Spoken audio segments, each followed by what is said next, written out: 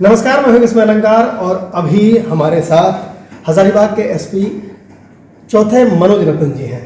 मनोज जी, बहुत स्वागत है हमारा। और ये बताएं कि रामनवमी जो हजारीबाग की एक तरह से पहचान भी है और इस बार पिछले 2 सालों से जुलूस नहीं निकल पा रहा था।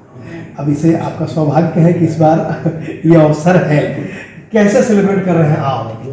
देखिए, सबसे पहले तो मैं आपके चैनल के माध्यम से पूरे जिला वासियों को और राज्यवासियों को रामनवमी की हार्दिक शुभकामनाएं देता हूँ।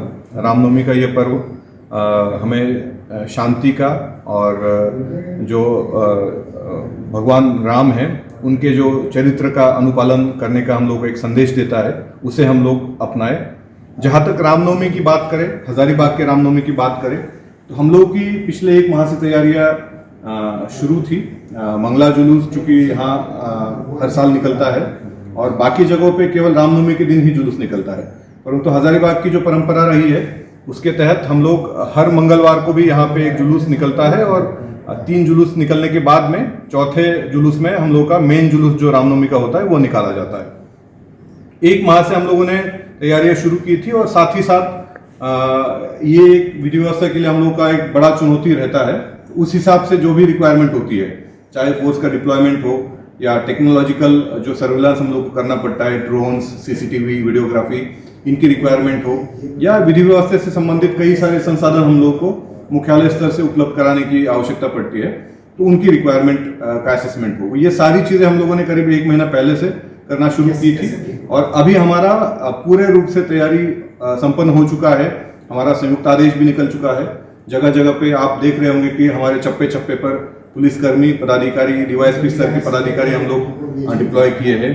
ये पहला रामनवमी होगा मुझे लगता है जिसमें एडीजी स्तर के पदाधिकारी भी रामनवमी की मॉनिटरिंग करने के लिए इसी से जुड़ा सवाल है सर कि एक रामनवमी या पर्व जो भी है, इसमें इतनी बड़ी मशीनरी लगने की जरूरत क्यों पड़ जा रही है? क्या हम लोग ऐसा करें या पूरा कोई विषय है ऐसा क्या करें कि ये इन चीज़ों की जरूरत क्यों पड़ेगा? हम लोग अगर पर्व मना रहे हैं तो कोई भी पर्व तो क्यों इतना इन्वॉल्वमेंट हो जा रहा है? देखिए, अब क्यों का जवाब हम नहीं दे सकते हैं, परंतु हजारीबाग का जो पूर्व इतिहास रहा है, कुछ पहले घटनाएं हुई है, उसको मद्देनजर रखते हुए राज्य सरकार को इस बात की जरूरत महसूस हुई होगी कि कोई सीनियर पदाधिकारियों को भी यहाँ पे भेजने की आवश्यकता है।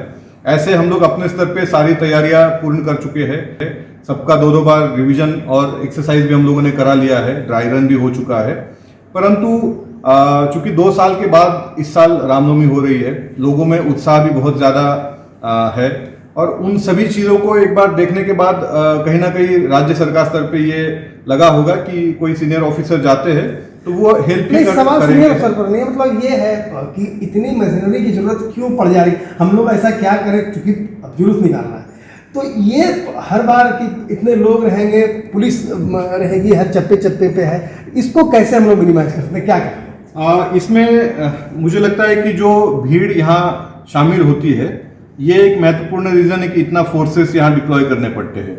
आप जैसे कि जानते हैं, इस रामनवमी को हम लोग विश्वविख्यात इंटरनेशनल रामनवमी के रूप में मानते हैं। यहाँ पे न सिर्फ हजारीबाग से बल्कि बगल के जो जिले हैं, चतरा हो, हजारीबाग के बगल का गिरिडीह हो या कोडरमा हो, रामगढ़ हो, आदि सभी जिलों से लोग शरीक होने के लिए या रामनवमी का जो जुलूस है उसको देखने के लिए आते हैं। तो जब एक समय में हजारों की संख्या में, लाखों की संख्या में जब भीड़ इकट्ठा होती है तो एहतियात के क्रम में ही पुलिस को बल अपना डिप्लॉय करना पड़ता है। कहीं पे ये हम लोग का उद्देश्य नहीं होता है कि जो भक्त आते हैं उनको किसी तरह की परेशानी हो या उनको किसी तरह से हम लोग रोके, परंतु उनको फैसिलिटेट करने के लिए हम लोग की कोशिश होती है और वो फोर्स हम लोग इसीलिए लगाते हैं कि जो आवागमन होता है भक्तों का वो सुगम रूप से हो जाए। डीजे तो एक तरह से रचबस गया था, इस बार बंद हो गया, तो क्या एकदम वो कड़ाई रहेगी? क्या रहेगी? बिल्कुल, डीजे के बारे में जो राज्य सरकार ने 30 तारीख को गाइडलाइन जारी की है उसमें कोई भी रियायत राज्य सरकार द्वारा नहीं दी गई है। समय के बारे में फिर भी राज्य सरकार ने 6 बजे का समय बढ़ाकर 10 बजे तक का समय किया है, परंतु डीजे और प्री रिकॉर्डेड गाने इन दोनों में कोई रियायत नहीं दी गई है।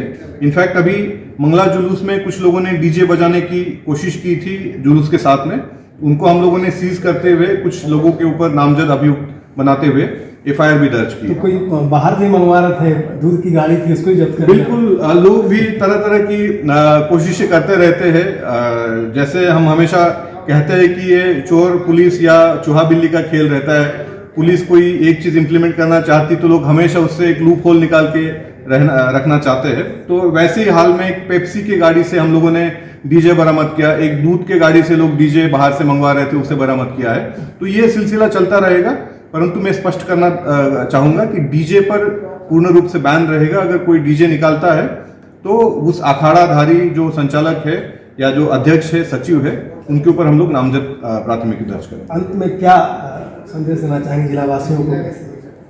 मैं सभी जिला वासियों से अपील करूंगा कि रामनवमी का ये त्यौहार हम लोग को 2 साल के बाद मनाने का मौका मिला है सार्वजनिक रूप से। आप इसका फायदा ले लें, शांतिपूर्ण तरीके से मनाएं, सामाजिक सौहार्द कहीं पे भी बिगड़े नहीं, इस चीज़ का हम लोग मुख्य रूप से ध्यान रखें। और जिस चीज़ के लिए हजारीबाग फेमस है, रामनवमी का नाम जैसे आता है तो सबसे पहले लोगों के मन में हजारीबाग का नाम आता है। तो वो प्रतिमा हम लोगों को वैसे ही रखनी चाहिए, बल्कि उस प्रतिमा में और इम्प्रूवमेंट कैसे हो और इसको बेहतर कैसे किया जाए, इस दिशा में हम लोग यदि प्रयास करेंगे तो मुझे लगता है कि रामनवमी का ये त्यौहार है, पवित्र पावन त्यौहार है, हम लोग बहुत अच्छे ढंग से मना पाएंगे। मर्यादा रहे, मर्यादित रहें, शायद यही मर्यादा पुरुषोत्तम श्री राम के लिए हम लोग इस बार की रामनवमी कह सकते हैं कि इस बार वैसा ही रहे कि मर्यादा में हम सब रहें और हंसी खुशी इस त्यौहार को, जो कि इंटरनेशनल रामनवमी हजारीबाग की, उसको मनाएं। विस्मय अलंकार रहा था। न्यूज अपडेट के लिए आप हमारे चैनल को सब्सक्राइब करें। आप हमें फेसबुक और इंस्टाग्राम पर भी फॉलो कर सकते हैं। बने रहे लगातार .in के साथ।